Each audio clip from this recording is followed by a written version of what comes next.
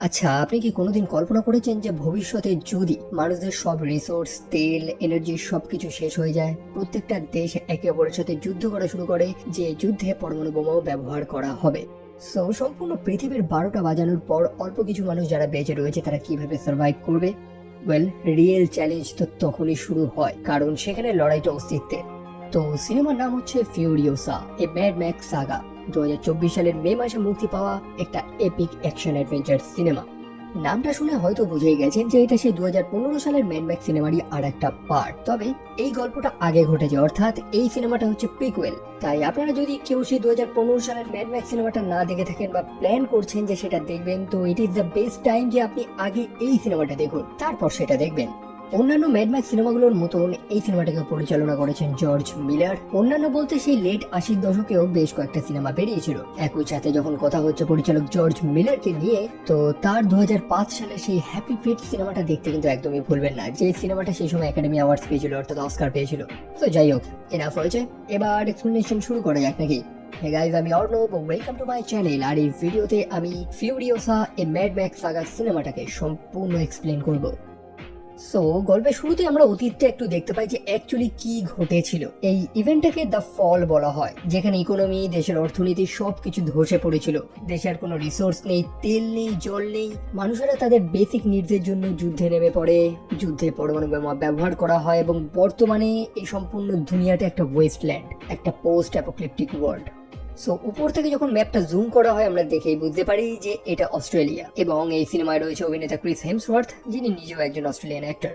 যাই হোক, সেই ম্যাপটা জুম করার পর মাঝখানে একটা সবুজ জায়গা আমরা দেখতে পারি, যেটাকে বলা হয় দ্য গ্রিন প্লেস।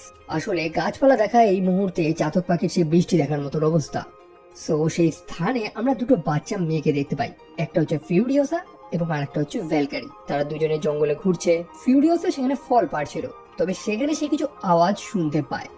ভ্যালকারি তাকে মানা করে, তা সত্ত্বেও ফিউরিওসা চরম কিউরিসিটির বসে দেখতে চলে যায় যে কি আছে সেই জঙ্গল, এবং সে দেখতে পায় যে কিছু বাইকার্স, মানে কিছু রেইডার্স, সেখানে একটা ঘোড়া কাটছে। অ্যাকচুয়ালি যেমনটা বললাম, এই সময় খাদ্য, জল এগুলোর চরম অভাব।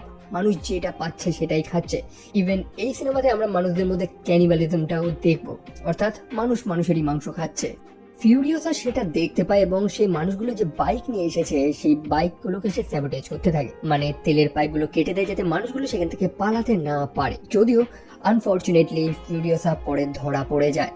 সে ধরা পড়ে তার বাকি লোকেদের ডাকার জন্য। দেখুন, তারা প্রত্যেকেই জানে যে এটা একটা সিক্রেট জায়গা, এটার ব্যাপারে কেউ জানে না, এবং ফিউরিওসা সেই কারণেই তাদের বাইকগুলোকে অকেজো করে দিচ্ছিল, যাতে কেউ এখান থেকে পালাতে না পারে বা বাইরে খবর না দিতে পারে। তবে ফিউরিওসাও তো ধরা পড়ে যায়। সে একটা বাঁশি বাজিয়ে বাকি মানুষদের অ্যালার্ট করে দিয়েছে, এবং তখন আমরা সেই গ্রিন প্লেসটাকে আরো ভেতর থেকে দেখতে পারি। মানুষেরা এখানে চাষবাস, green energy, solar panel use করছে। মানে মোটমাট এই গোটা মরুভূমির মতন দুনিয়ার মাঝখানে একটা ছোট জন্নত তারা বানিয়েছে। তবে সেই স্থানে যে মানুষগুলো বসবাস করে তাদেরকে ভুয়ালিনি বলা হয়। তারা সেই বাঁশির আওয়াজটা শুনতে পায়। তখন ফিউরিয়াসার মা অর্থাৎ ম্যারি এবং সেই ট্রাইবের যে জেনারেল রয়েছে, তারা দুজন মিলে বেরিয়ে পড়ে ফিউরিওসাকে বাঁচানোর জন্য। সেখানে আমরা এপিক একটা চেস দেখতে পারি। সেই মানুষগুলো বাইকে করে ফিউরিওসাকে কিডন্যাপ করে নিয়ে সেখান থেকে পালাচ্ছে। অন্যদিকে ম্যারি এবং সেই বুভালিনি জেনারেল, তারা দুজনে সেই রেইডার্স গুলোর পিছু করেছে। তারা বেশ কিছু রেইডার্সদের আটকায়। অন্যদিকে ফিউরিওসা সে তার বুদ্ধির জোরে একটা বাইককে স্যাবোটেজ করেও দেয়। তবে এই চেসিংটা অনেক লম্বা, যাত্রাটা অনেক বড়। সেই কারণে ফিউরিওসার মা অর্থাৎ ম্যারি হাতে বন্দুক নিয়ে বাইকে চেপে তার মেয়েকে বাঁচানোর জন্য বেরিয়ে পড়ে, এবং সেই বাইকার্স গুলোর পিছু করতে করতে সে একটা স্থানে গিয়ে পৌঁছায়। সে অ্যাকচুয়ালি দূর থেকে নজর রাখছিল দূরবীন দিয়ে। সেখানে লিটারালি সেই বাইকারদের একখানা গ্রুপ রয়েছে, যেখানে সেই ছোট ফিউরিওসাকে নিয়ে যাওয়া হয়। যে কিডন্যাপারটা সেই ফিউরিওসাকে নিয়ে গেছিল তার নাম হচ্ছে টো জ্যাম, যার সাথে আবার রিজডেল পেন নামক আরেকজন মানুষের ঝগড়া লেগে গেছে যে কে ফিউরিওসাকে তাদের বসের কাছে নিয়ে যাবে। কে তাদের বস? তাদের বস হচ্ছে ডিমেন্টাস। যদিও ফিউরিওসা বুদ্ধির জোরে সেই টো জ্যামকে এমন ভাবে ফাঁসিয়ে দেয় যে বেচারা চরম ভাবে আহত হয়। যদিও অবশেষে ফিউরিওসাকে নিয়ে যাওয়া হয় সেই বস ডিমেন্টাসের কাছে, এবং যেটা আর কেউ না, সেটা হচ্ছে সে ক্রিস হেমসওয়ার্থ, যার মেকআপ, অভিনয়, তার ডায়লগস গুলো, গোটা সিনেমার লাইমলাইটটা সে একাই নিয়ে নিয়েছে। সো সেখানে একজন অর্গানিক মেকানিক ছিল, মানে মানুষের শরীরের অপারেশন কাটাছেড়া নানান কাজ সে করে থাকে, যদিও সে কিন্তু কোনো ডাক্তার বা সার্জন না। যাই হোক, সে ফিউরিয়াসাকে ভালো মতন পর্যবেক্ষণ করার পর বুঝতে পারে যে এই মেয়েটা একদম পিওর, পরিষ্কার। অ্যাকচুয়ালি এই ওয়েস্টল্যান্ডে বহু মানুষ নানান রোগে ভুগছে, প্রত্যেকের শরীরই প্রায় অর্ধেক বিষাক্ত। তবে এই মেয়েটা কোথা থেকে এসেছে সেটা তো তারা জানে না, তবে তার শরীর সবকিছু একদম পরিষ্কার, একদম পিওর, কোনো রোগের লক্ষণ নেই। তাদের এখন জানতে হবে যে মেয়েটা কোথা থেকে এসেছে। ফিউরিয়াসা তো মুখে কিছু বলবে না, তবে সে টোজান এবং সেই মানুষটা যে চরম আহত তাকে আনা হয়েছে, যে ফিউরিয়াসাকে কিডন্যাপ করেছিল। তবে তার মুখ দিয়ে রক্ত পড়ছে, গলা চিরে গেছে, সে কিছু বলতে পারছে না। সেই কারণে তাকে তার বন্ধুরা উল্টো লটকে দিয়েছে, যাতে সে হাত দিয়ে বোঝাতে পারে যে কোন দিকে তাদেরকে যেতে হবে, কোন দিকে সেই স্বর্গের মতন জায়গাটা রয়েছে যেখানে খাবার জল সবকিছু রয়েছে। তবে ফিউরিয়াসা তখন তাকে এমন এক লাথি দেয় যে সে আর কিছু বলতেই পারে না। আসলে ফিউরিয়াসা এটাই তো চেয়েছিল যে এই মানুষগুলো যাতে সেই স্থানটা অর্থাৎ দ্য গ্রিন প্লেসের ব্যাপারে কিছু নাই জানতে পারে। তবে ডিমেন্টাস সে ফিউরিয়াসাকে কিছু বলে না, বরং তার সাথে ভালো আচরণ করে। তার বাকি লোকেদের সাবধান করে দেয় যে ফিউরিয়াসার অর্থাৎ সেই বাচ্চা মেয়েটার যাতে কোনো ক্ষতি না হয়। সেই বাচ্চা মেয়েটা কোথা থেকে এসেছে সেটা সে তার মুখ থেকেই শুনবে।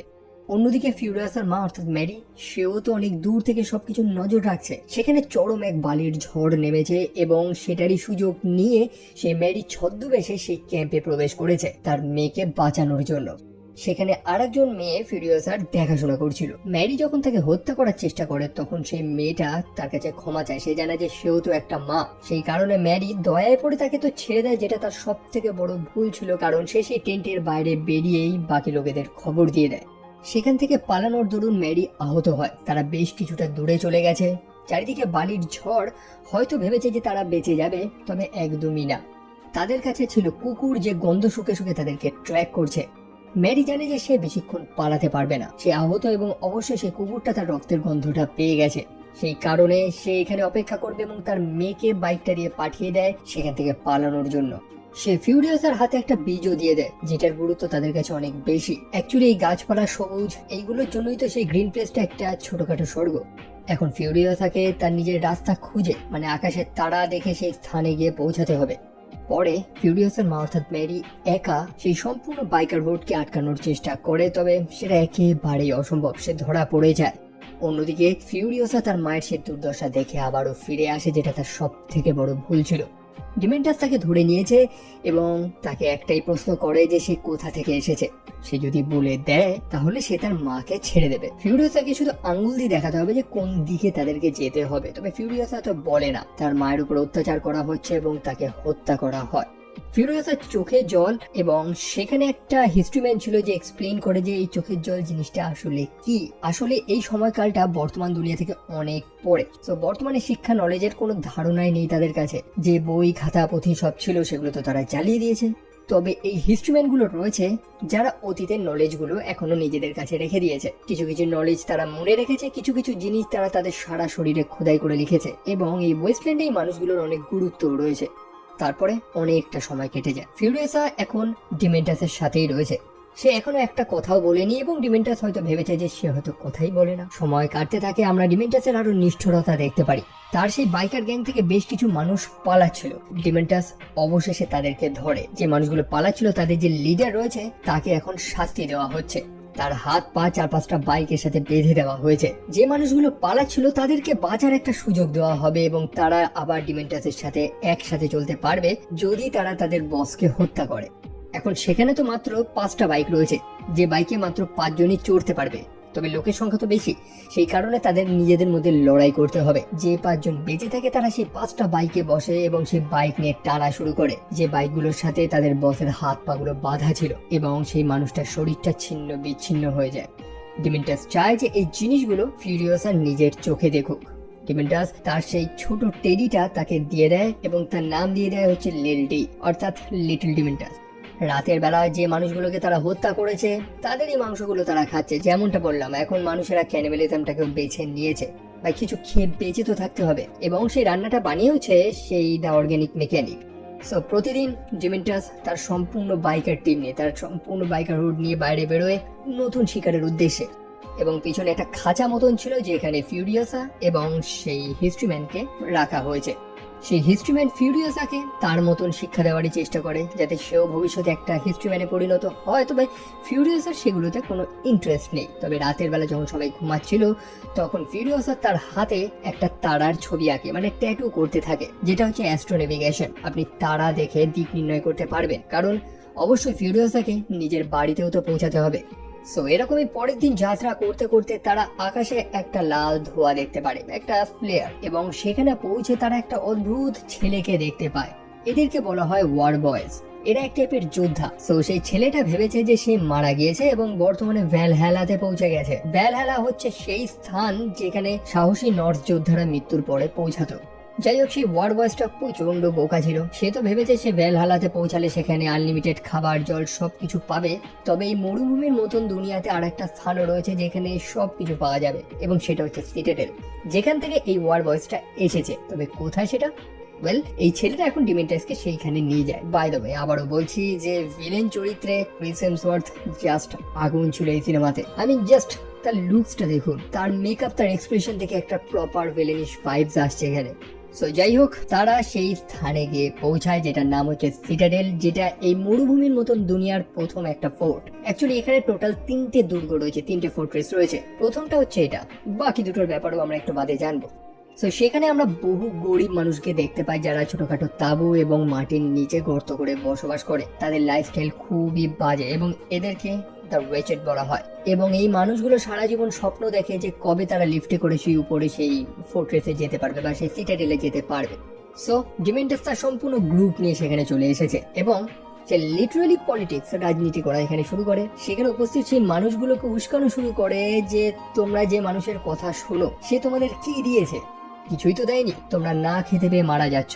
ডিমেন্টাস সে মানুষগুলোকে উস্কাতে থাকে যে তাদের যে লিডার রয়েছে তার দাসত্ব যাতে তারা না মানে, তারা যাতে ডিমেন্টাসের সাথে হাত মেলায় এবং তারা একত্রে এই সম্পূর্ণ স্থানটা রাজ করবে। এখানে যা খাবার জল রয়েছে ডিমেন্টাস সেটা প্রত্যেকের মধ্যে সমান ভাগে ভাগ করবে, মানে যেভাবে মানুষদের মগজ ধোলাই করা যায় আর কি। তবে এই কথাগুলো সেখানে যে বস রয়েছে সে একদমই পছন্দ করে না। তবে কে সেখানকার বস? সেটা হচ্ছে ইমোর্টাল জো। যদিও তার একটা নামও ছিল কর্নেল জোসেফ মুর, যিনি একজন কর্নেল ছিল, একজন সৈনিক ছিল। তবে ডিমেন্টাসের এসব বাদরামি তার একদমই পছন্দ না। সে ডিমেন্টাসকে সাবধান করে দেয় যে এখান থেকে পালানোর জন্য। তবে ডিমেন্টাস কেন পালাবে? ওয়েল, তাদের কাছে যে সৈন্যগুলো রয়েছে যাদেরকে ওয়ার বয়েজ বলা হয় তারা তাদের মৃত্যু ভয় পায় না। সে ডিমেন্টাসকে বলে যে এই ওয়ার বয়েজ গুলোর মধ্যে যে কোনো একজনকে চুজ করতে। তারা যখন চুজ করে আমরা দেখতে পারি যে সেই ওয়ার বয়েজটা নির্দ্বিধায় উপর থেকে নিচে ঝাঁপ মেরে আত্মহত্যা করে। তাদের হাতে আমরা এক টাইপের বর্ষা, এক টাইপের স্পেয়ার দেখতে পারি যেটাকে তারা থান্ডারস্টিক বলে। বেসিক্যালি সেই স্পেয়ারটার মুখে এক টাইপের এক্সপ্লোসিভ লাগানো থাকে যেটা ছুঁড়ে মারলে ব্লাস্ট হয়। সো এটার মাধ্যমে সেই ইমোর্টাল জো ডিমেন্টাসকে বুঝিয়ে দেয় যে তার এই হাজারো হাজারো সৈন্য তার জাস্ট একটা আদেশে নিজের জীবনও দিয়ে দিতে পারে। ওয়েল, সেখানে ইমোর্টাল জো এর দুই ছেলেকে আমরা দেখতে পারি, রেক্টাস এবং ক্রটাস, যারা ডিমেন্টাসকে জানিয়ে যায় যে তারা এখানে এসে ভুল করেছে, এখন তারা মরবে। এবং সেই ওয়ার বয়েজরা সেখানে আক্রমণ করা শুরু করে। যেমনটা বললাম, সেই ওয়ার বয়েজ গুলোর মধ্যে কোনো ভয় নেই। ইমোর্টাল জো তাদের এমন ভাবে মগজ ধোলাই করেছে যে তারা মনে করে যে জীবন দিতে পারলেই তারা ভ্যালহ্যালাতে গিয়ে পৌঁছাবে আর কি। সেখানে চরম আক্রমণ শুরু হয় এবং বাধ্য হয়ে ডিমেন্টাস তার লোকজনদের নিয়ে কোনো মতে সেখান থেকে পালায়। সেখানে পালানোর দরুন ফিউরিয়াসাকে কিছু মানুষই আন্ডারগ্রাউন্ডে টেনে নেয়, যেখানে সে রেচেড, সে গরিব মানুষগুলো বসবাস করে। এবং সেখানে আমরা দেখতে পাই যে বেশ কিছু মানুষের হাত পা ঝুলছে। এটা থেকে আমরা বুঝতে পারি যে এই স্থানে এই মানুষগুলোর অবস্থা কতটা খারাপ, এদের কাছে খাবার নেই। সেই ফোর্ট্রেসে আমরা 3টে পাইপ লক্ষ্য করতে পারি যেখান থেকে জল পাস করা হয়। অ্যাকচুয়ালি এই সম্পূর্ণ ফোর্ট্রেসটা একটা অ্যাকুয়াফিয়ারের উপরে তৈরি রয়েছে। এখন তাদের কাছে জল আছে মানে তাদের কাছে শক্তি। হয়তো মাসে একবার কি কখনো কখনো ইমোর্টাল জয় তা সেই পাম্পটা খুলে দেয় যেখান থেকে জলগুলো পড়ে এবং সেই মানুষগুলো একদম হিংস্র জন্তুর মতন ঝাঁপিয়ে পড়ে জাস্ট এক ফোঁটা জল পাওয়ার জন্য। যাই হোক, ডিমেন্টাস তো অবশেষে সেখান থেকে পালায়। তবে অত সহজে তো সে হার মানবে না। সেই মরুভূমিতে আর একটা ফোর্ট্রেসও রয়েছে, সেটা হচ্ছে গ্যাস টাউন, যেখান থেকে তেল গ্যাসোলিন গুলো সেই সিটাডেলে ট্রান্সফার করা হয়। এবং ডিমেন্টাস প্ল্যান করে যায় যে সেই সম্পূর্ণ গ্যাস টাউনটাই দখল করবে। এবং সিটাডেল থেকে যে তেলের গাড়িটা সেই গ্যাস টাউনের উদ্দেশ্যে যাচ্ছিল তার উপরে ডিমেন্টাস হামলা করে দেয়। সে ওয়ার বয়েজ গুলোকে হত্যা করে দেয়, গাড়িটা কবজা করে নেয় এবং সেই গাড়িটা চালিয়ে তারা সেই গ্যাস টাউনের উদ্দেশ্যে যাচ্ছে, যাতে সেই গ্যাস টাউনের দরজাটা খুলে দেয় এবং তারা যাতে ভেতরে প্রবেশ করতে পারে, কারণ সম্পূর্ণ জায়গাটা তো ঘেরা। ডিমেন্টাসকে এই লড়াইতে সাহায্য করছিল আর একটা গ্রুপ, যাদেরকে মডিফ্লায়ার্সও বলা হয়, যাদের বস হচ্ছে অক্টোপাস। ডিমেন্টাসের কথা অনুযায়ী সেই অক্টোপাস তার বেশ কিছু লোকদের সেই ওয়ার বস সাজিয়ে সেই গাড়ির উপর চাপিয়ে নিয়ে যাচ্ছে, এবং প্ল্যান অনুযায়ী তারা সেখানে নাটক করা শুরু করে। জিনিসটাকে দেখে মনে হচ্ছে যেন সেই ট্যাঙ্কারের উপরে আক্রমণ হয়েছে, তবে সেটাকে রিয়েলিস্টিক মনে হচ্ছিল না। সেই গ্যাস টাউন থেকে যে নজর রাখছিল সে ভেবেছে যে হয়তো রেইডার্সদের এটা কোনো প্ল্যান সেই গ্যাস টাউনে প্রবেশ করার। এখন ডিমেন্টাস তো বুঝতে পারে যে জিনিসটাকে যদি অরিজিনাল না দেখতে লাগে তাহলে তো কেউ বিশ্বাস করবে না। সেই কারণে ডিমেন্টাস তার লোকেদের আদেশ দেয় যে তার নিজেদের লোকেদের উপরই আক্রমণ করার জন্য, অর্থাৎ যে মানুষগুলো সেই ওয়ার বস সেজে রয়েছে। যেটা দেখতে পেয়ে সেই অক্টোপাস প্রচন্ড রেগে যায় এবং এখানেই ডিমেন্টাসের সাথে তার ঝামেলাটা লাগে। অ্যাকচুয়ালি সেই মানুষগুলো যারা ওয়ারবস সেজে রয়েছে তারা তো সেই অক্টোপাসের মানুষ। সে তো ভাবতেই পারেনি যে ডিমেন্টাস তার নিজের স্বার্থের জন্য তার নিজেদেরই লোকেদের সাথে এরকম করবে।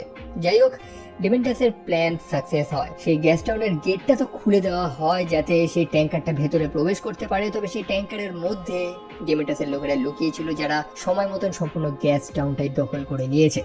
অন্যদিকে সেই সিটাডেলে আমরা দেখি সেই প্ল্যাটফর্মটা সেই লিফটের নিচে নামানো হয়। আমরা দেখতে পাই সেই গরিব মানুষগুলো সেটাতে চড়ার জন্য পাগল হয়ে যাচ্ছে, তবে সবাইকে তো নেওয়া হয় না। কিছু স্বাস্থ্যবান মহিলাদের নেওয়া হয়, কিছু বাচ্চাদের নেওয়া হয় যাদের হেলথ ভালো রয়েছে, মানে যারা একটু স্বাস্থ্যবান, এবং সেই মানুষগুলো যারা খুব খাটতে পারবে। যে বাচ্চাগুলোকে নেওয়া হয় পরবর্তীকালে এদেরকে ট্রেনিং দিয়ে এই ওয়ার বয়েজে পরিণত করা হয়। তো সময় মতন ডিমেন্টাসের একজন লোক সেখানে একটা বার্তা এনেছে, সেই বার্তাটা ইমোর্টাল জো এর জন্য। ইমোর্টাল জো যখন সেই বার্তাটা দেখেছে, দেখতে পায় যে তাদের সেই গ্যাস টাউনে আক্রমণ হয়েছে। আসলে যেমনটা বললাম, 3টে ফোর্ট্রেসের মধ্যে কানেকশন রয়েছে। ইমোর্টাল জোই হচ্ছে 3টের উপরেই রাজ করছে। ডিমেন্টাস দাবি করেছে যে সে সেই জো বা সেই সিটাডেলের সাথে একটা চুক্তি করতে চায়। অন্যদিকে জো তো প্ল্যান করেছে যে আসুক তারা চুক্তি করতে, তাদের সাথে কথা বলবে। জো তাদের সব কথাও শুনবে এবং লাস্টে তাদেরকে হত্যা করে দেবে। তবে ডিমেন্টাস তো অত বোকা না। সেই গ্যাস টাউনের যে লোকটা যে হেড ছিল বা সেখানকার যে কিং বলতে পারি, তাকে ধরে এনেছে। তার মাথার পিছনে একটা স্পেয়ারের মতন জিনিস ছিল, একটা মিস্টেক্স হলে সে মারা যাবে। একই সাথে সম্পূর্ণ গ্যাস টাউনে তারা বোম লাগিয়ে এসেছে। তো এই মানুষগুলো যদি সময় মতো না ফেরে তাহলে সম্পূর্ণ গ্যাস টাউনটাকে বোম দিয়ে উড়িয়ে দেওয়া হবে। তাই ইমোর্টাল জো অবশ্যই এই মানুষগুলোকে তো হত্যা করতে পারবে না। সো ডিমেন্টাস তার দাবিটা রাখে, সে সেই গ্যাস টাউনের উপরে রাজ করবে। দ্বিতীয়বার সে সেই ইমোর্টাল জোয়ের কোনো লোক বা তাদের সেই ট্যাঙ্কারের উপরে আক্রমণ করবে না, সেটাকে প্রোটেক্ট করবে এবং সময় মতন সে তেলও পাঠাবে। তার পরিবর্তে তার জল এবং কিছু সবজি প্রয়োজন তার লোকেদের খাওয়ানোর জন্য, অবভিয়াসলি। সো জোয়ের হাতে তো কোনো রাস্তা নেই, সে অবশ্যই এই চুক্তিটা মেনে নেয়। তবে তারও একটা শর্ত রয়েছে। সে ডিমেন্টাসের সাথে সেই বাচ্চা মেয়েটাকে দেখতে পারে যে কোনো কথাই বলেনি, অর্থাৎ ফিউরিওসা। ডিমেন্টাসকে জিজ্ঞেস করে এটা কে। ডিমেন্টাস জানায় যে এটা তার মেয়ে, তবে তাকে তো কোনোভাবেই ডিমেন্টাসের মতন দেখতে না। ডিমেন্টাস জানায় যে মেয়েটাকে তার মায়ের মতন দেখতে হয়েছে, যে মারা গিয়েছে অ্যাকচুয়ালি। তবে এটা তো সত্য কথা না। জো যখন জিজ্ঞেস করে সেই ছোট মেয়েটাকে যে কি হয়েছে, তখন ফাইনালি ফিউরিওসা কথা বলে ওঠে, যেটা শুনতে পেয়ে ডিমেন্টাস অবাক হয়ে যায়। কারণ এতদিন এই বাচ্চা মেয়েটা কোনো কথাই বলেনি। সে জানায় যে ডিমেন্টাস তার পিতা না এবং তার মাকে এই ডিমেন্টাসই হত্যা করেছে। সেই ইমোর্টাল জো সেই বাচ্চা মেয়েটাকে তার সাথে রাখতে চায় এবং তার একটা স্ত্রী বানাতে চায় ভবিষ্যতে। বাচ্চাটা একদম হেলদি। একই সাথে ডিমেন্টাসের সাথে সেই যে মানুষটা ছিল না, দ্য অর্গানিক মেকানিক, তাকেও তার সাথে রেখে দেয়, কারণ এই মানুষটা অনেক কাজে আসবে। সো অবশেষে তাদের ডিল ফাইনাল হয়। ডিমেন্টাস এখন সেই গ্যাস টাউনে রাজ করবে এবং তাদের মধ্যে যে কন্ডিশনস গুলো হয়েছিল সেগুলো সে মেনে চলবে। সো তারপরে আমরা ইমোর্টাল জোয়ের 5টা স্ত্রীকে দেখতে পাই। একজন অন্তঃসত্ত্বা এবং বাচ্চার জন্ম দিচ্ছে। ছোট ফিউরিওসা সেখানে উপস্থিত ছিল, যার উপরে সেই জোয়ের আরেক ছেলে অর্থাৎ রিকটাস তার আবার নজর পড়েছে। যাই হোক, সেখানে আমরা বহু মেয়েদের দেখতে পাই যাদেরকে বেসিক্যালি ব্রিডার হিসাবে ইউজ করা হয়। তাদের একমাত্র কাজ হচ্ছে বাচ্চাদের জন্ম দেওয়া। তবে সেখানে একটা বিকলাঙ্গ বাচ্চা জন্ম নেয়, যেটা দেখে জো তো একদমই খুশি না। অন্যদিকে রিকটাস, যার নজরটা পড়েছে সেই ফিউরিওসার উপরে, ফিউরিওসা নিজের চুলটা কেটে নেয় যাতে রিকটাস সেটা ধরতে না পারে, যাতে তাকে একটু অন্য রকমের লাগে দেখতে। রাতের বেলা রিকটাস যখন তাকে ধরার চেষ্টা করে, তখন ফিউরিওসা কোনো মতে পালায়, মানে পালায় বলতে সে লুকিয়ে থাকে। রিকটাস তাকে খুঁজে তো পায় না। যাই হোক, ফিউরিওসা সেই সিটাডেলের মধ্যেই ছদ্মবেশে এতদিন সার্ভাইভ করেছে। সে যে একটা মেয়ে এটা কাউকে বুঝতে দেয়নি, প্রত্যেকে তাকে একটা ছেলেই মনে করেছে। বহু মানুষকে নানান সাহায্য করেছে, অ্যাকচুয়ালি তাকে সবাই ওয়ারপাপস মনে করছে। যেমনটা জানেন যে নিচে সেই গরিব মানুষগুলোর মধ্যে থেকে যে বাচ্চাগুলোকে নিয়ে নেওয়া হয়, যাদেরকে ভবিষ্যতে একটা যোদ্ধা বানানো হবে। ছোটবেলা থেকে তাদের ট্রেনিং শুরু হয়, বয়সটা যখন তাদের কম তখন তাদেরকে ওয়ারপাপস বলা হয় এবং বড় হয়ে গেলে তারা ওয়ার বয়েজে পরিণত হয়। সো সেখানে ফিউরিওসা নানান ট্রেনিং নিচ্ছে। আমরা জানতে পারি যে সেখানে একটা গাড়ি তৈরি করা হচ্ছে মডিফাই করে, যেটা এই ওয়েস্টল্যান্ডে রাজ করবে। বাই দ্য ওয়ে, এই ওয়ারপাসদের নানান ধরনের মেকানিক্যাল ট্রেনিং দেওয়া হয়। তাদের কর্ম ধর্ম বলতে একটাই জিনিস, সেটা হচ্ছে যন্ত্র। সেই কারণে তারা যন্ত্রটাকে লিটারেলি ধর্ম মনে করে এবং সেটাকে পূজ্য করে। তাদের যে ধর্মীয় গ্রুপটা রয়েছে বা যে কাল্টটা রয়েছে সেটাকে বলা হয় কাল্ট অফ ভিএ। যদিও এখানকার অধিকাংশ মানুষ বা এই ওয়ারপাস গুলো নানান রোগে মারা যায়, ক্যান্সার হয় ইত্যাদি জিনিস, তাদের মাঝে মাঝে ব্লাড ট্রান্সফিউশনের প্রয়োজন হয়, অর্থাৎ রক্তের প্রয়োজন হয়, যেগুলোর ব্যাপারে আমরা পরবর্তী সিনেমাতে ডিসকাস করব। তো ফিউরিওসা সেখানে ছদ্মবেশে রয়েছে, সে কারোর সাথে কথা বলে না, সবাই জানে যে সে একজন বোবা। এবং সেখানে আমরা আরেকজন মানুষকেও দেখতে পাই যার নাম হচ্ছে প্রেটোরিয়ান জ্যাক। সে হচ্ছে একটা চরম ড্রাইভার। তার অনেক সুনাম রয়েছে কারণ সে প্রতিবার সেই গাড়িটাকে সাকসেসফুলি এক স্থান থেকে আরেক স্থানে নিয়ে যায়। কারণ যেমনটা জানেন যে এই রাস্তাটা খুবই বিপজ্জনক, তারা গাড়ি নিয়ে বেরোলেই তার উপর আক্রমণ হবে। তবে সেই জ্যাক কোনো বাড়ি খালি হাতে ফেরেনি। সো তার মাথায় গ্রিজ দিয়ে কালো রং করা। আমরা ফিউরিয়াসার কপালেও সেম জিনিসটা দেখি। এটা হচ্ছে বেসিক্যালি একটা র্যাঙ্কিং সিস্টেম, মানে এই ওয়ার বয়েজ গুলো ধীরে ধীরে যখন অভিজ্ঞতা অর্জন করে তাদের র্যাঙ্ক আরো চেঞ্জ হতে থাকে, মানে পদোন্নতি যেটাকে আমরা বলি। সো তারা সেখানে একটা দুর্দান্ত যন্ত্র বানিয়েছে, যেমনটা বলছিলাম, একটা দুর্দান্ত ট্রাক যেটাকে তারা দ্য ওয়াররিগ বলে ডাকে। সেটার একটা নাম রয়েছে, সেটা হচ্ছে কেনওয়ার্ড W900। সো তাদের কাজ হচ্ছে সেখান থেকে শাকসবজি জল নিয়ে সেই গ্যাস টাউনে পৌঁছানো। তবে মাঝের রাস্তাটা খুবই বিপজ্জনক, কারণ সেই মডিফ্লায়ার্সরা প্রায় সেখানে আক্রমণ করে। মডিফ্লায়ার্স কারা মনে আছে তো? ডিমেন্টাসের সেই গ্রুপটা যাদের বস ছিল অক্টোবস, যে ডিমেন্টাসের গ্রুপ থেকে আলাদা হয়ে গেছিল। তারা এখন মাঝখানে রেড করে বেড়ায়, আক্রমণ চালিয়ে বেড়ায়। অন্যদিকে সেই ওয়ার্ডিগের সাথে থাকা সেই ওয়ার বয়েজ গুলো, যারা কোনো ধরনের ঝামেলা দেখতে পেলেই খুশি হয়, মানে একটা যুদ্ধ শুদ্ধ হলে তাদের মন একেবারে আনন্দে ভরে যায়। আর সেখানে একটা এপিক ফাইট হয়, যেটাকে আমি রিয়েলি বলে প্রকাশ করতে পারবো না। মানে আমরা রিসেন্ট বর্তমানে হলিউড সিনেমায় যেমনটা দেখে থাকি যে সবকিছু ভিএফএক্স এর উপরে ছেড়ে দিচ্ছে, বাট কিছু কিছু সিনেমা না ভালো লাগে যেখানে প্রপার স্টান্ট ইউজ করা হয়, যেখানে মানুষ খেটে জিনিসগুলো করে। পরিচালকের একটা ভিশন থাকে, একটা প্রপার অ্যাকশন সিকোয়েন্সটাকে দারুণভাবে এক্সিকিউট করাটা খুব ইজি ব্যাপার না। সেই মডিফ্লায়ার্সরা সেখানে আক্রমণ করেছে, যেখানে ওয়ার বয়েজরা তাদের সাথে লড়ছে। যেভাবে হোক সে ওয়াররিগটা ধ্বংস হলে চলবে না। ফিউরিয়াসও সেখানে চলে যায় সাহায্য করার জন্য। সো সব লড়াইয়ের শেষে অবশেষে ফিউরিয়াসা তার আসল রূপটা দেখায়। সে জ্যাকের মাথায় বন্দুক ঠেকে বলে যে গাড়িটা দাঁড় করানোর জন্য, কারণ ফিউরিয়াসা সেই গাড়িটা চুরি করে তার নিজের স্থানে পালাবে। মনে আছে তো তার মা তাকে বলেছিল যেভাবে হোক সেই গ্রিন প্লেসে তাকে পৌঁছাতে হবে। তবে জ্যাককে বোকা বানানো অত সহজ না, একই সাথে জ্যাক কোনো ভিলেনও না। ফিউরিয়াসা সে ওয়েস্টল্যান্ডে একা পড়ে রয়েছে, কোনো বাহন নেই তার কাছে, সেখানে সে সার্ভাইভ করতেও পারবে না। জ্যাক চলে আসে তার কাছে এবং তাকে সুযোগ দেয় একটা বাঁচার। ফিউরিয়াসের মধ্যে সাহস রয়েছে, তার মধ্যে স্কিল রয়েছে, সে জাস্ট সেটাকে ব্যবহার করতে পারে না। ম্যাক্সের এরকমই তো একটা সঙ্গী প্রয়োজন। ম্যাক্স তাকে অফার দেয় যে এই ওয়েস্টল্যান্ডে সার্ভাইভ করতে হলে তাকে এই ওয়েস্টল্যান্ডের ব্যাপারে জানতে হবে। ম্যাক্স তাকে সব নলেজ দেবে, তাকে সব ধরনের শিক্ষা দেবে, এবং অবশেষে সে যখন সব অভিজ্ঞতাটা অর্জন করে নেবে তখন ফিউরিয়াসা চাইলে তার নিজের ইচ্ছা মতন যেখানে খুশি যেতে পারে। ম্যাক্স তাকে আটকাবে না। এবং তখন ফিউরিয়াসা বুঝতে পারে যে এই মানুষটার কাছে তো সুযোগ ছিল তাকে এখানে ফেলে রেখে চলে যাওয়া, তা সত্ত্বেও সে কেন ফিরে আসলো। আর সেই কারণেই সে ম্যাক্সের কথাগুলো শুনে। তারা দুজনে একসাথে তাদের জার্নি তারপর শুরু করে, এবং তারপরে আমরা এই ওয়েস্টল্যান্ডের 3 নম্বর ফোর্ট্রেসটাকে দেখতে পাই, অর্থাৎ বুলেট ফার্ম, যেখানে বেসিক্যালি অস্ত্রগুলি এগুলো তৈরি করা হয়। সো সেখানকার কেয়ারটেকার জানায় যে সেই ডিমেন্টাস যে চরম জ্বালাতন শুরু করেছে, মানে এই 3টে ফোর্ট্রেস তো একসাথেই কাজ করে, এদের মধ্যে একটা চুক্তি রয়েছে, তবে ডিমেন্টাস কোনো নিয়ম মানছে না। তার জন্য অনেক সমস্যা হচ্ছে এবং এটাকে সলভ করা প্রয়োজন। অন্যদিকে জ্যাক ফিউরিয়াসাকে একটা বন্দুক দেয় যেটা তাকে সার্ভাইভ করতে কাজে লাগবে। সে ফিউরিয়াসের জন্য জল, খাবার এবং তাকে একটা গাড়িরও ব্যবস্থা করে দেবে যদি প্রয়োজন হয়। ফিউরিয়াসা যখন ইচ্ছা স্থান ত্যাগ করে পালাতে পারে, জ্যাক নিজে তাকে সাহায্য করবে। তো অবশেষে তারা আবার সেই গ্যাস টাউনে গিয়ে পৌঁছায়, যেখানে ডিমেন্টাস রাজ করছে। তবে বর্তমানে তার অবস্থা খুবই খারাপ, হাত পাগলা হয়ে গেছে। সেই স্থানে এত মানুষ, তাদেরকে সে কন্ট্রোল করতে পারছে না। আসলে রাজকার্য তার দ্বারা এটা সম্ভব না। মানুষদের প্রপার খাবার যোগান দিতে পারছে না, মানুষদের ঠিক মতন কন্ট্রোল করতে পারছে না।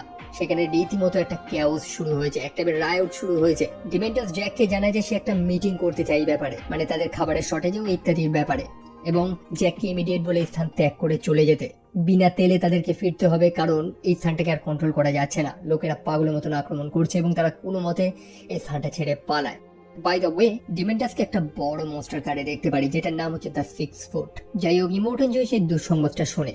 এই ডিমেন্টাসকে তো আটকানো প্রয়োজন, তবে তারপর কিভাবে আক্রমণ করবে? সেই গ্যাস টাউন যদি সে সম্পূর্ণ ধ্বংস করে দেয় তখন কি হবে? ইমোর্টাল জয় তখন জানায় যে এখন তাদের কাছে যেটুকুনি গ্যাসোলিন তেল রয়েছে সেগুলোকে রিজার্ভ করতে হবে। তাদের পাম্প, লাইট সব বন্ধ করে দাও, যা আছে রিজার্ভ করো, এবং আগামীকাল সকালে জ্যাক সে বুলেট ফার্মে যাবে, সেখানে থাকা সব অস্ত্রগুলি তার সেই ট্যাঙ্কারে ভরে ভরে আনবে। কালকেই তারা ডিমেন্টাসের উপরে আক্রমণ করবে। বাই দ্য ওয়ে সেখানে আমরা আরেকজন মানুষকেও দেখতে পাই, মোটামুটি এর আগে বহুবার তাকে দেখেছি। তার নাম হচ্ছে দ্য পিপল ইটার। সে হচ্ছে সেই গ্যাস টাউনের একজন মেয়র, এবং এই মানুষটার সাথে ইমোর্টাল জয়ের বন্ধুত্ব মোটামুটি অনেক বছর আগে থেকে রয়েছে, মানে সেই তবে থেকে যখন থেকে ইমোর্টাল জয় এই সিটাডেলের উপরে রাজও করেনি। যাই হোক, পরের দিন সকালবেলা তারা সেই বুলেট ফার্মের উদ্দেশ্যে যাচ্ছে যেখান থেকে তারা অস্ত্র আনবে। তবে এবার জ্যাক ফিউরিয়াসাকে সেই ওয়ার্ডিকে নেয়নি, বরং তাকে একটা ছোট গাড়ি দিয়েছে যেটা নাম হচ্ছে ভ্যালিয়েন্ট। জ্যাক যেন কিছু একটা বুঝতে পেরেছে যে কিছু একটা খারাপ হতে চলেছে, এবং তারা যখন বুলেট ফার্মে গিয়ে পৌঁছায় দেখে যে সম্পূর্ণ স্থানটা খালি, তছনছ হয়ে গেছে, যেন কিছু একটা হয়েছে। ডিমেন্টাসের একটা কুকুরের মুখে একটা মানুষের পা। ডিমেন্টাস কোনো একটা পাগলামি তো করেছে এখানে। আসলেই সেটা, ডিমেন্টাস এই সম্পূর্ণ বুলেট ফার্মের উপর আক্রমণ করেছে এবং এটাকে কবজা করে নিয়েছে, এবং সে ফাঁদ পেতে রেখেছিল যে কখন ওয়ার্ডরিকটা আসবে এবং সেটাকে সে লুটবে। সেখানে এক চরম অ্যাকশন হয়। ফিউরিয়াসা কয়েকবার ডিমেন্টাসকে হত্যা করারও চেষ্টা করে, কারণ তার মনে তো সেই বদলাটা রয়েছে যে তার মাকে সেই ডিমেন্টাস হত্যা করিয়েছিল। তবে সে ডিমেন্টাসকে হত্যা করার সেই সুযোগটা পায় না। ডিমেন্টাস খুবই চালাক। যাই হোক, সেই লড়াইয়ের দরুন সেই ওয়ার্ডরিকটা সম্পূর্ণ ধ্বংস হয়ে যায়। তবে ফিউরিয়াসা সময় মতন জ্যাককে সেখান থেকে বাঁচিয়ে তো নিয়ে বেরোয়, তবে ডিমেন্টাস এবং তার সম্পূর্ণ টিম তাদের পিছু করেছে। অবশেষে একটা লম্বা চেসিং এর পর তারা দুজনই ধরা পড়ে যায়। সেই চেসিং এর দরুন জ্যাকের হাতে একটা গুলি লেগেছে এবং ফিউরিয়াসার একটা হাত খুব খারাপ ভাবে ড্যামেজ হয়েছে। ডিমেন্টাস তাকে ফাইনালি ধরে নিয়েছে এবং তাদেরকে একটা খারাপ শাস্তি দেয়। ডিমেন্টাস প্রশ্ন করতে থাকে যে তোমরা কোথায় পালাচ্ছিলে? পালানোর তো কোনো রাস্তা নেই, না আছে কোনো আশা। কোন আশায় তোমরা পালাচ্ছিলে? ডিমেন্টাসকে দেখে বুঝতে পারি যে সে সত্যি পাগল হয়ে গেছে। সে তার মানসিক সন্তুলন হারিয়ে ফেলেছে। সে আরো ব্রুটাল হয়ে গেছে এবং সে নিজেকে এখন ডার্ক ডিমেন্টাস বলছে, যার মধ্যে মায়া দয়া কোনোটাই নেই, যেটা তার মধ্যে ছিল না। এখন তার মধ্যে এথিক্সটাও নেই। সে জ্যাককে একটা ব্রুটাল শাস্তি দেয়, বাইকগুলোর সাথে তাকে বেঁধে ঘষতে ঘষতে চারদিকে ঘোরায়, তাকে একটা ভয়ানক মৃত্যু দেয়। অন্যদিকে ফিউরিয়াসার হাতটা বেঁধে তাকে ঝুলিয়ে রেখেছিল। ফিউরিয়াসার সেই হাতটা চরম ড্যামেজ হয়েছিল এবং ফিউরিয়াসা তার নিজেরই সেই হাতটা কেটে তার বাঁধন মুক্ত হয়ে এবং ডিমেন্টাসের সেই গাড়িটাকে একদম খারাপ করে সেখান থেকে পালিয়ে যায়, যাতে তাকে আর কেউ ধরতে না পারে। বেশ কিছু দূর পৌঁছে আহত ফিউরিয়াসা মাটিতে লুটিয়ে পড়ে এবং পরে যখন তার হুঁশ আসে, সে দেখতে পায় যে সেই রেস্টুরেন্টরা তাকে নিয়ে গেছে তার চিকিৎসা করছে। তার ক্ষতস্থানে সেই পোকাগুলো ছেড়ে দিয়েছে যাতে তার হাতে কোনো ইনফেকশন না হয়। তবে সেই স্থানটা এতটাই ভয়ানক যে ফিউরিয়াসা সেখান থেকে পালায়। যাই হোক, ফিউরিয়াসা নিজের পরিচয়টা দেয় যে সে হচ্ছে প্রেটোরিয়ান ফিউরিয়াসা এবং তাকে সেই সিটাডেলে নিয়ে যাওয়া হয়। ফিউরিয়াসা সেখানে ইমোর্টাল জোকে সব কথা বলে যে ডিমেন্টাস সেই গ্যাস টাউনে একটা ধোঁয়া তৈরি করেছে যাতে মনে হয় যে গ্যাস টাউন ধ্বংস হয়ে গেছে এবং এই সিটাডেল থেকে সব সৈন্যরা এবং ইমোর্টাল জয় তারা যাতে বেরিয়ে পড়ে। অন্যদিকে ডিমেন্টাস গ্র্যাপলিং হুক সবকিছু নিয়ে আসছে এই সিটাডেলের উদ্দেশ্যে, কারণ তার আজকে সিটাডেলটাকেই দখল করার প্ল্যান রয়েছে। সো তখন জো প্ল্যান করেছে যে ঠিক আছে, তারা এমন ভাবে জিনিসটা সাজাবে যাতে ডিমেন্টাস মনে করে যে তারা গ্যাস টাউনের উদ্দেশ্যেই যাচ্ছে, তবে তারা যাবে না। ডিমেন্টাস সেই ফাঁদে পা দিয়ে দেয় এবং সেখান থেকে শুরু হয় একটা বড় যুদ্ধ, যেটাকে দ্য 40 ডেজ ওয়েস্টল্যান্ড ওয়ার বলা হয়। এদিকে ফিউরিয়াসা তার একটা মেকানিক্যাল আর্মস বানিয়ে নিয়েছে, কারণ তার হাতটা তো কাটা। একই সাথে তার সেই হাতেই কিন্তু তার বাড়ির সেই লোকেশনটা মার্ক করা ছিল, মানে ট্যাটুটা করা ছিল তারার। ফিউরিয়াসা এখন তার সম্পূর্ণ গেট আপটা চেঞ্জ করে নিয়েছে এবং এখন তাকে এক্স্যাক্টলি সেই 2015 সালের ফিউরি রোড সিনেমার যে ফিউরিয়াসা ছিল না, যে চরিত্রটাকে পোর্ট্রে করেছিল চার্লিস থিরন, তার মতন অনেকটা লাগছে। তবে আমার অভিনেত্রী আনিয়া টেলর জয়ের বর্তমান লুকসটা একদমই ভালো লাগে না। তাকে আগে ভালো লাগতো, বাট ইদানিং তার অ্যাক্টিং এবং তার লুকসটা আমার একদমই পছন্দ হয় না। যাই হোক, ডিমেন্টাস এই লড়াইতে প্রায় হেরেই গেছে। এখন সে নিজের জীবনটা কিভাবে বাঁচাবে সেটার প্ল্যান করবে। ফিউরিয়াসা চলে যায় তাকে হত্যা করার জন্য। তার অল্প কিছু সঙ্গী যারা আলাদা আলাদা হয়ে ফিউরিয়াসাকে তো খুঁজছে, তবে তাদেরও তো আলাদা শত্রু রয়েছে। মনে আছে ডিমেন্টাস সেই দ্য অক্টোপাসের সাথে শত্রুতা করেছিল? তার লোকেরা বর্তমানে ডিমেন্টাসের যে রাইট হ্যান্ড, অর্থাৎ সেই রিজডেলপেলকে হাতে নাতে ধরে নেয় এবং তাকে হত্যা করে ফেলে এবং অবশেষে সে ডিমেন্টাসের মুখোমুখি হয়। প্রথমে সে ডিমেন্টাসকে যেমন তেমন ভাবে হত্যা করেনি, তাকে একটা বাঁচার সুযোগ দিয়েছে, তাকে এমন আশা দেখিয়েছে যাতে সে মনে করতে পারে যে সে হয়তো জিতে গেছে বা সে হয়তো বেঁচে যাবে। তবে সে ডিমেন্টাসকে সেইভাবেই শাস্তি দিতে চায়, সেইভাবেই কষ্ট দিতে চায় যেমনটা সে ফিউরিয়াসাকে বহু বছর আগে দিয়েছিল। অবশেষে ডিমেন্টাস যখন সম্পূর্ণ হার মেনে নিয়েছে, সে জানতে চায় যে এই মেয়েটা কে যে তাকে হত্যা করার জন্য এতটা পাগলা হয়ে যাচ্ছে।